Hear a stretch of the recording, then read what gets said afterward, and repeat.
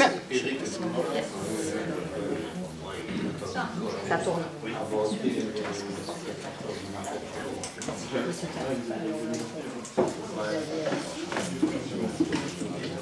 Bonsoir à toutes et à tous et bienvenue à cette séance conjointe du Conseil communal et du Conseil du CPS. On fait chaque année, une fois par an, fin d'année, je pense chaque fois, chaque fin d'année. Donc on a 2 rapports qui vous sont soumis. Un rapport sur les synergies entre la commune et le CPS, et le deuxième rapport qui est joint, c'est sur les marchés publics conjoints. Donc il y a toute une série de synergies qui vous sont exposées dans ce rapport.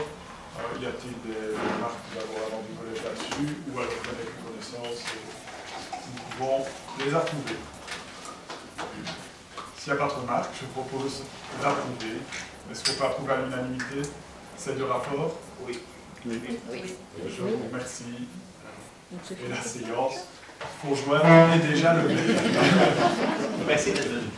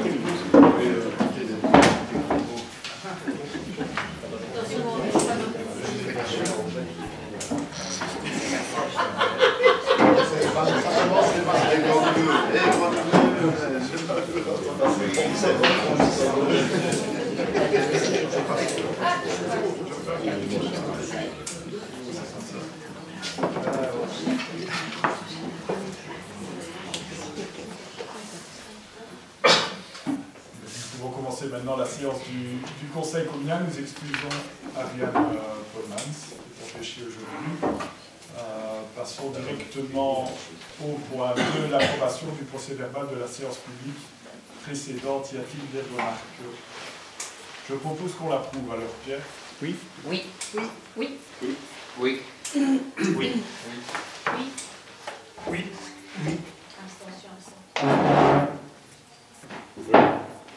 Oui. Oui. Et oui. Point 3 et 4, ce sont des communications. Y a-t-il des remarques ou des questions? Oui, Loïc. Alors, plusieurs projets doivent arriver à échéance en 2024. Où en sont ces projets? Tu peux peut-être citer ces projets pour que le membre du collège puisse répondre.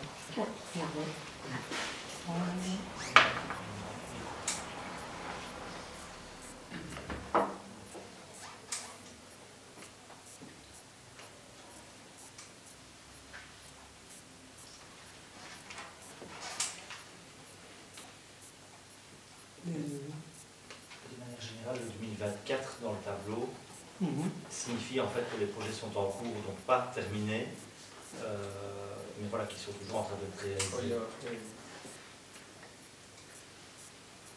Oui, ça j'ai vu.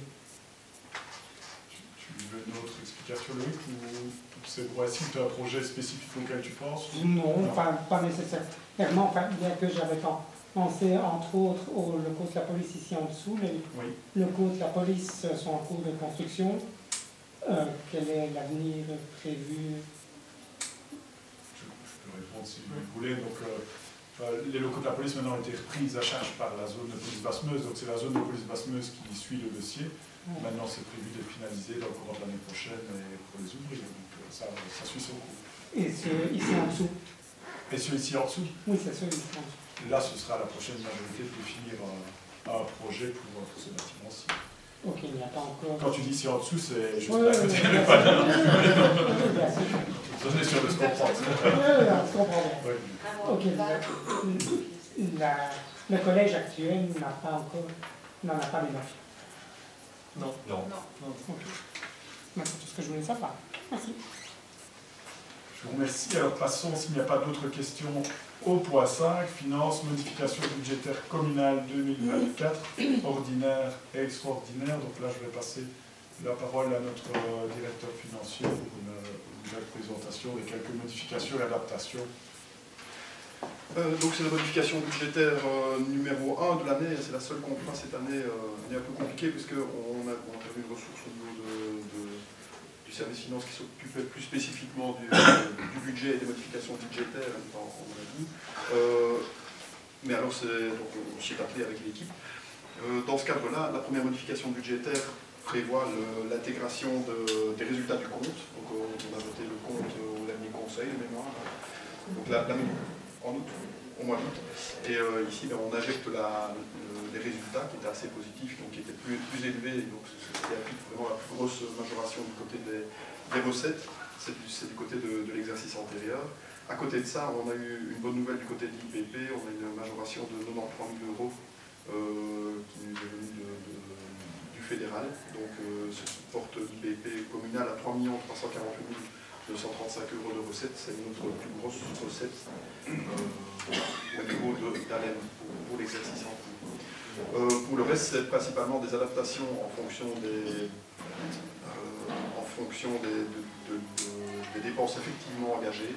Donc on a eu des adaptations dans les traitements, on a dû intégrer également des dépenses du côté de la stabilisation, des interventions après inondation, donc de manière assez conséquente.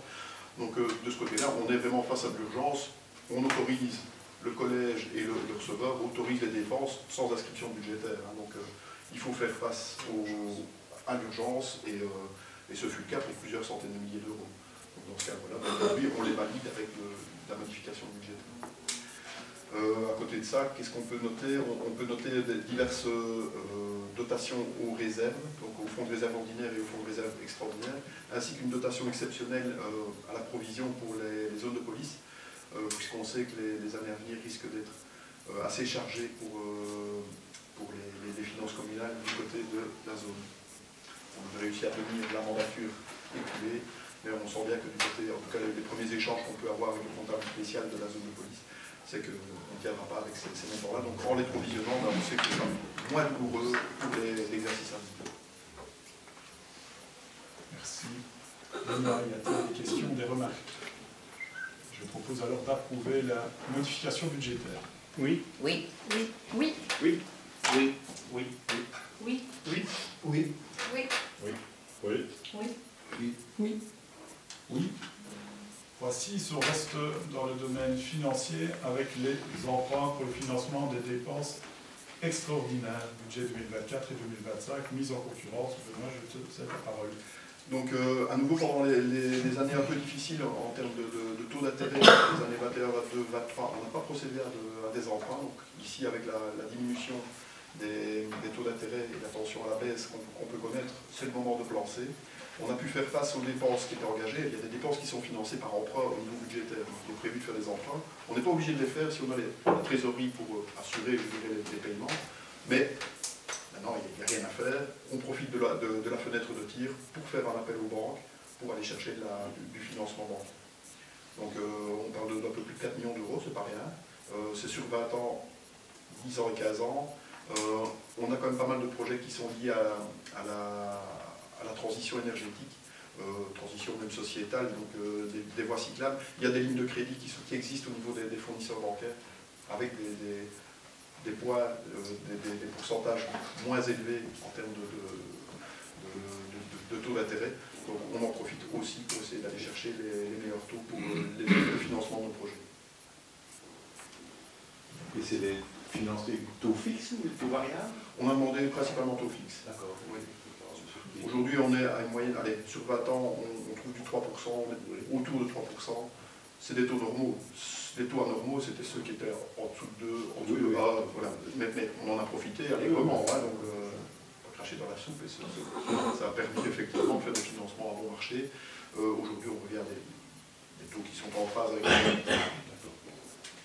Merci. Y a-t-il des questions? Juste pour apporter une précision, là, c'est vrai qu'on retrouve notamment comme emploi important en mobilité douce la piste cyclable, le cyclopiéton entre Visé et Bernau. On doit en sortir 817 000 €.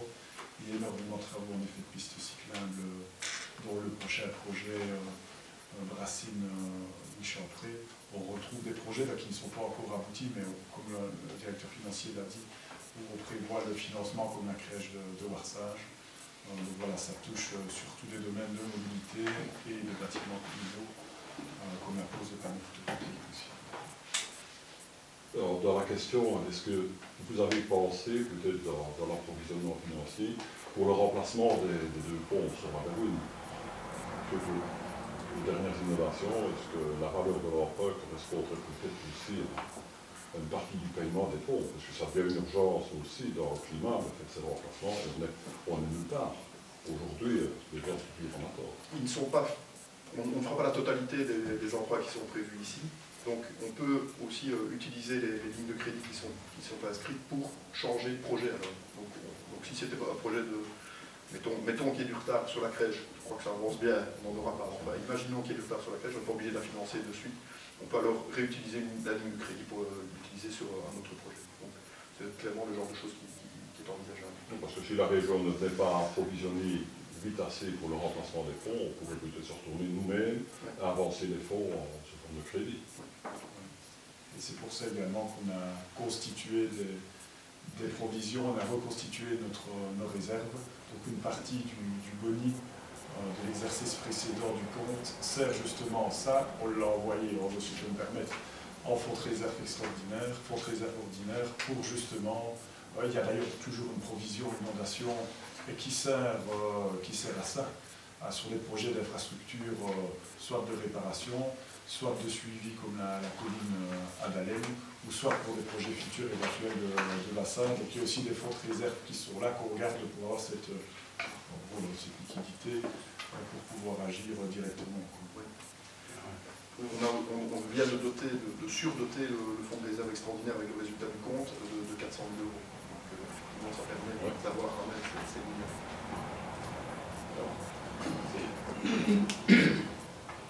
S'il n'y a pas d'autres questions, je vous propose d'approuver ce marché d'emprunt. Oui. Oui. Oui. Oui. Oui. Oui. Oui. Oui. Oui. Oui. Oui. Oui. Oui. Oui. Et oui. Alors, nous restons dans les finances, mais au CPS cette fois-ci, l'approbation du compte de l'exercice 2023. Notre directeur financier communal étant directeur financier du CPS, je lui cède à nouveau la parole. Donc on a un compte qui est à l'équilibre pour cette année, on s'en sort bien, mais ça ne va pas durer. Donc là il faut savoir qu'on a été puisé dans nos réserves également au cours de l'exercice écoulé. Je reprends le montant exact. Donc notre résultat budgétaire au service ordinaire il est de 0 €. Le résultat comptable est de 1 700 €, donc on est vraiment à l'IP. Et au niveau des projets extraordinaires, on a toujours des travaux sur la rue Francotte qui sont là et qui impactent effectivement les dépenses extraordinaires. On s'en est sorti avec une hausse, donc sans toucher au personnel, mais avec une hausse du nombre de revenus d'intégration. Ça va se ressentir également dans l'intervention communale. On n'en a pas parlé aux planifications budgétaires. Mais vu l'augmentation du nombre de RI qu'on a sur la commune, on va devoir effectivement augmenter la dotation. On n'a pas touché au personnel, on fait attention à l'ensemble des dépenses de fonctionnement, mais malheureusement, il y a quand même de la pauvreté, une forme de pauvreté qui est là, à laquelle il faut faire face. Ce n'est pas propre à Dalem, c'est dans toutes les communes rurales, telles que celles qu'on connaît ici sur le plateau. J'en connais bien une autre qui vit la même chose. Merci. Y a-t-il des questions? Oui. Le niveau de pauvreté totale sur la commune de Dalem a-t-il augmenté par rapport aux chiffres précédents que vous dites que je laisse augmenter? C'est la ligne d'intégration, donc c'est vraiment des cas particuliers qui sont augmentés, qui ne sont pas courants. Donc le nombre de cas qui était à une certaine époque de 50 ou 60 a-t-il progressé? Mais là, tu as eu la barre déjà assez lourde, 50 ou 60. Oui, à une époque, on était à 50. Oui, mais on a diminué, on est descendu, on est redevenu à 56 pour le moment. C'est quand même... On n'a pas fait une forte baisse et finalement, l'impact sur le monde financier va faire que de progresser. Ouais, sur les finances communales, Sur les finances effectivement. communales, Hein. Donc, ouais. mais à côté de ça, on a une indexation hein, qui a eu lieu. Les salaires, on peut regarder sur les 6 dernières années, l'indexation c'est plus de 20%. Ben oui, que l'an dernier, on n'avait pas pris compte dans le budget, on était en dessous de la norme de croissance des moins de 10%, donc ça nous rectifie. Sur 6 ans, voilà, on s'est mangé 20% d'augmentation, malheureusement les recettes n'ont pas suivi, et elles ne suivent toujours pas, donc on espère quand même, mais là on en parlera peut-être plus avant dans le cadre de la modification budgétaire et du budget surtout 2025, il y a la chance d'avoir effectivement les articles 60 qui vont être mieux financés pour l'exercice à venir. Donc ça, c'est du côté de la ville. La région Wallonne s'est engagée vraiment dans une restructuration de ce côté-là, en tout cas une révision du mode de financement. Donc remettre les gens au travail, il y a de la demande, Dieu sait qu'il y en a, et heureusement, avec les articles 60, c'est un des outils, un des leviers qu'on peut avoir pour les remettre à travers le CPS. Avec des petites interventions tant des entreprises que de la commune, par exemple. Ça peut faire alors le traitement d'une personne pour 500 € par mois. C'est vraiment, ça peut être du win-win, on remet les gens dans le circuit du travail. Et à côté de ça, les gens qu'on peut espérer voir sortir de l'aide sociale et d'un nouveau être citoyen. On a déjà tracé cette période-là entre l'article 60 et son retour vers le CPS ou la zone du chômage. Côté financier, C'est ce qu'on s'efforce de faire, évidemment, toujours. C'est des gens qui n'ont pas droit au chômage, qui se retrouvent chez nous, pour des situations, je vais dire, exceptionnelles, au cours de la vie, ce qui leur arrive. De toute façon, quand ils ont revenu d'intégration sociale, ils ont automatiquement un plan d'intégration sociale qui est bien haute. Donc, c'est soit une formation, soit un article 60. Donc, de toute façon, ils sont remis en route. Il y a quand même un suivi qui reste derrière l'article 60 pendant Tout de toute suite. période. Tout de suite. Le plan d'intégration sociale, il reste accompagné pendant 2-3 ans. Oui. La durée de l'article 60, ça dépend de son historique. L'historique du chômage reste encore derrière eux dans l'accompagnement social avec une aide. C'est vraiment l'accompagnement du CPS, quand ils sont article 60, c'est une assistante sociale qui a vraiment cette mission-là d'accompagner tout au long avec l'employeur. C'est ça. Mais c'est un engagement qui doit être plus fort par l'employeur que par le CPS. C'est pas de tout repos hein, d'intégrer quelqu'un comme ça. En général, il y a un manque de structure et de rapport au travail. Il y a quelque chose bien souvent qui n'existe pas et qu'il faut créer. Voilà. Merci Benoît, je propose qu'on vote le quoi. Oui. Oui. Oui. Oui. Oui. Oui. Oui. Oui. Oui. Oui. Oui. Oui. Oui. Oui. Alors le point 8, finance, culte, fabrique d'église de Saint-André. Je passe la parole à Daniela pour la modification budgétaire. Oui, ici, c'est une modification budgétaire qui n'entraîne pas de changement au niveau subside communal. C'est juste un jeu d'écriture. En fait, ils ont eu 2 dépenses qui n'avaient pas été prévues, c'est-à-dire le nettoyage de l'église et les impôts fonciers. Et alors, en descendant certains postes, et en faisant appel au fonds de réserve, puisque c'est un impôt foncier de propriété qui appartiennent à la fabrique d'église, mais non cultuelle, ils ont pu utiliser le fonds de réserve de 842 €. Donc, c'est juste un jeu d'écriture. Yes. Merci Daniela, y a-t-il des questions?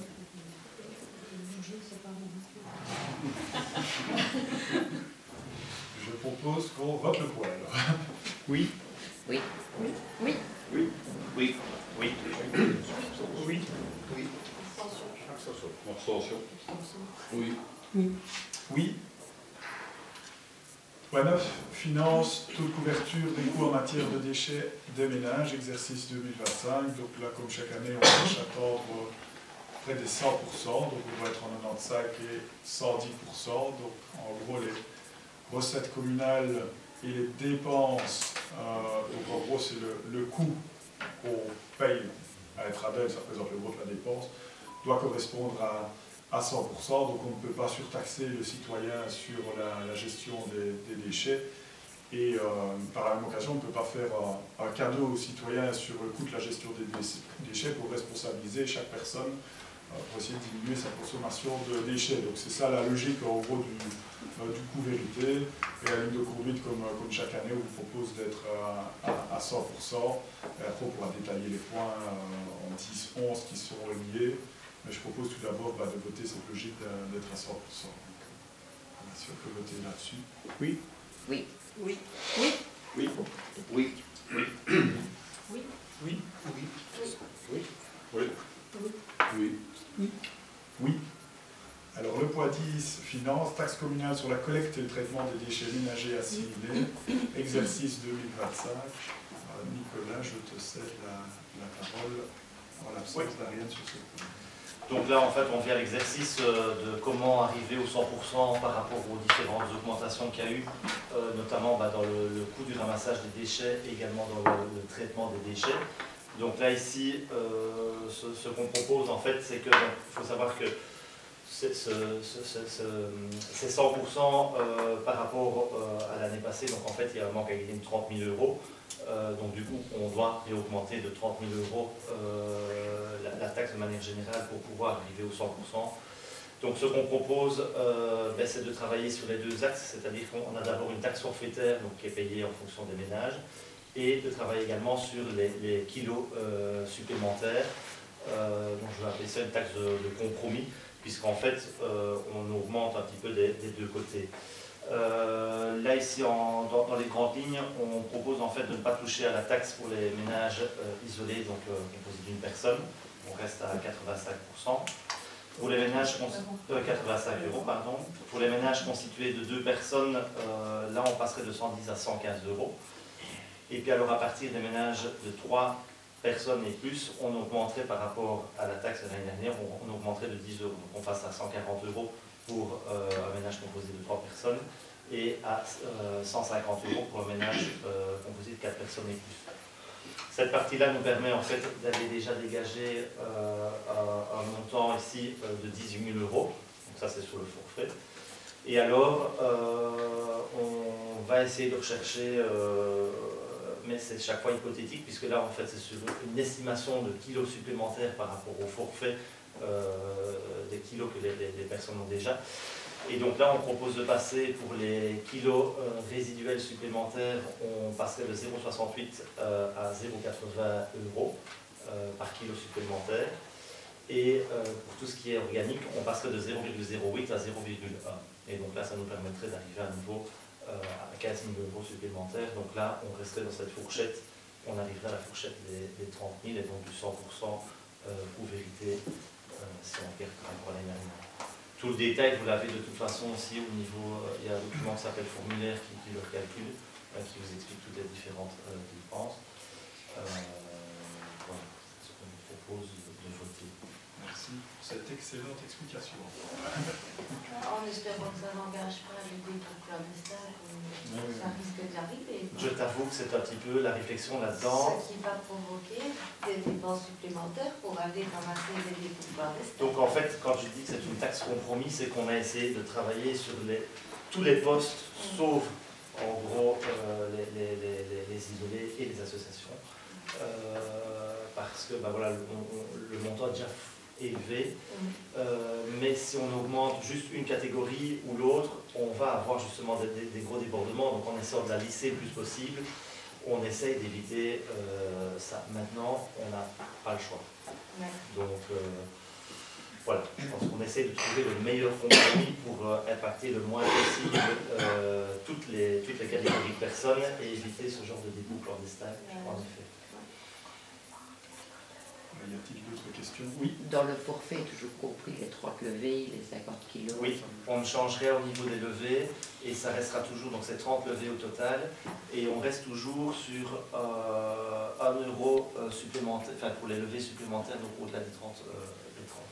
C'est toujours le même forfait. Petite information aussi, le ramassage des sapins de Noël par contre est également prévu cette année par Estradel plutôt que dans le voilà, pas qui vient. C'est également compris dans ce budget-là.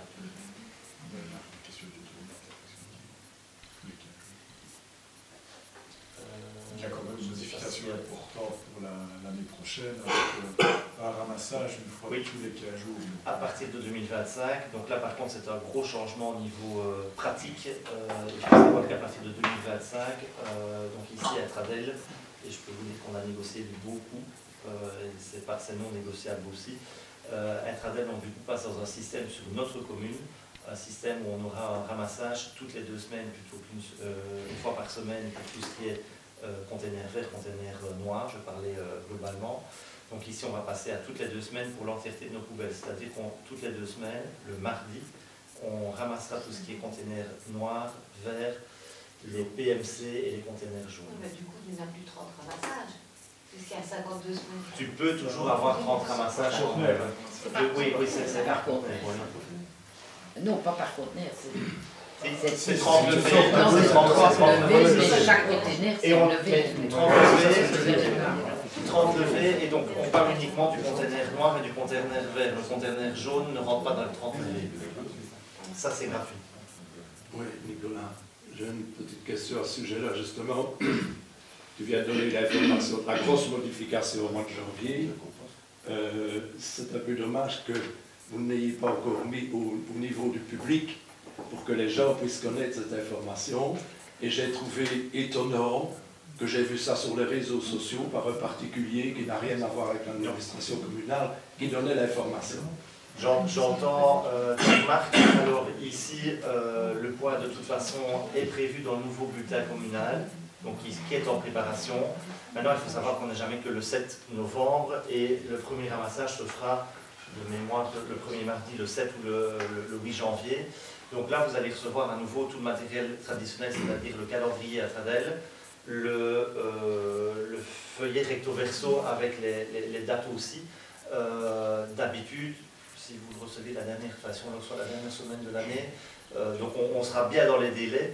Et Estradel, en plus de ça, va communiquer. Donc maintenant, si on communique trop tôt, ben, encore une fois, les gens vont encore oublier ou vont faire ceux qui n'auront pas retenu l'information. Donc du coup, c'est vrai qu'ici, on va commencer à communiquer beaucoup plus là-dessus et Estradel va aussi communiquer de son côté. Et préalablement, vous ne pouvez pas le mettre dans les réseaux sociaux, dans la page de l'administration communale? On pourrait, maintenant, moi j'estime que c'est encore un petit peu trop tôt. Voilà, maintenant, début décembre, ce sera fait de toute façon et il y aura un rappel qui sera aussi la semaine pivot, je vais dire, où on va passer, j'ai la date dans mon livre, je vais remonter là, la date pivot où on va passer la dernière semaine de 2024 où on va encore être ramassé le lundi. Et puis alors 15 jours après, mais sinon, ça il y aura un nouveau rappel. Mais voilà, j'entends la remarque et c'est pas un oubli, c'est une volonté, on attend, ça va se faire. Ne te tracasse pas. Et il y aura un article vraiment complet, je pense. Oui, il y aura une page complète pour moi dans le bulletin communal qui est à la préparation ici. D'ici 10 heures. Ouais. Merci Nico. Y a-t-il encore d'autres questions là-dessus? Oui, moi j'en ai une. En fait, quand tu parles de la taxe, 2, 3, 4 personnes et plus. Oui. Et plus, ça veut dire quoi? 5, 7, 8 habitants, ça dépend du nombre de personnes dans le ménage. Non. Donc en fait, le dernier taux, c'est 150 € pour un ménage constitué de 4 personnes et plus. Donc c'était 10. Non, c'était 10. Un ménage recomposé, monsieur et madame ont chacun 3 heures. On se retrouve à 8 personnes. Ou s'ils sont domiciliés au Londres. Oui, tout à fait. Mais ils chargent les poubelles, qui payent la même chose qu'un ménage de 4 personnes. Sauf que eux partent sur un poids plus élevé, des kilos supplémentaires. Oui. Ils vont avoir plus de forfait. Mais la taxe reste la même. D'accord, c'est vrai. Ça fait des enfants. Il va faire des ménages à composer. Et c'est un peu la raison pour laquelle on n'augmente pas les personnes isolées, parce qu'une personne isolée qui paye déjà seule 85 € par rapport à une famille de 3 qui va payer 140, alors qu'elle a 3 fois plus de kilos qu'elle peut mettre dedans que la personne seule pour un service équivalent. Donc elle paye déjà trop par rapport au reste, et souvent la personne seule pour tout est désavantagée, pour se chauffer, elle va réchauffer, donc c'est une manière de ne pas impacter le ménage isolé, quoi, en fait, dans la logique. Quoi. Mais c'est pour ça aussi qu'on parle d'une augmentation de 10 € auprès de ces ménages-là, et de pas d'augmentation du tout auprès du ménage isolé. Tandis que le ménage de 2 personnes, ce n'est que 5 €. D'accord. Les comptes d'apothicaire, mais voilà, on essaye voilà, presque de solidarité. Voilà, je vous propose qu'on vote le poids. Oui. Oui. Oui. Oui. Oui. Oui. Oui. Oui. Oui. Oui. Oui. Oui. Oui. Oui, le poids 10 est lié. Non, c'est le point 11, on vient de voter 10, le point 11, environnement, ordonnance de police administrative générale concernant la collecte des déchets provenant de l'activité usuelle des ménages et des déchets assimilés à des déchets ménagers, donc c'est la réglementation qui l'encadre. Y a-t-il des remarques par rapport à ça? Là, à ma connaissance, Nicolas, il n'y a pas de changement. Donc, J'essaierai de se poser à la rajouter. je vous propose qu'on vote le point. Oui. Oui. Oui. Oui. Oui. Oui. Oui. Oui. Oui. Oui. Oui. Point 12, environnement, déchets, collecte annuelle de sapins naturels, dessaisissement de la commune au profit de l'intercommunal Intradel. Donc là, en gros, j'en ai déjà un petit peu parlé tout à l'heure. Donc en fait, ici, le principe est de demander justement à Intradel de ramasser les sapins à partir ici de cette année 2025, plutôt que de les faire récolter par nos services communaux. Le coût est de 25 cents par sapin. Je précise, attention, que là aussi, il y aura... Non, pas par sapin. Par ménage, pardon, par ménage. Mais je précise aussi là par contre qu'il y aura une communication à nouveau dans le bulletin communal qui précise bien que le ramassage se fera en un jour. Donc là, il faudra que les personnes soient ordonnées pour sortir le sapin. On ne va pas passer avec la communale de la commune par après pour les ramasser pendant 5 jours par après. Et cette année, le ramassage se fera de mémoire le 20 janvier. Mais pratiquement, Nicolas, comment est-ce que ça fonctionne? Si moi je ne crois pas au petit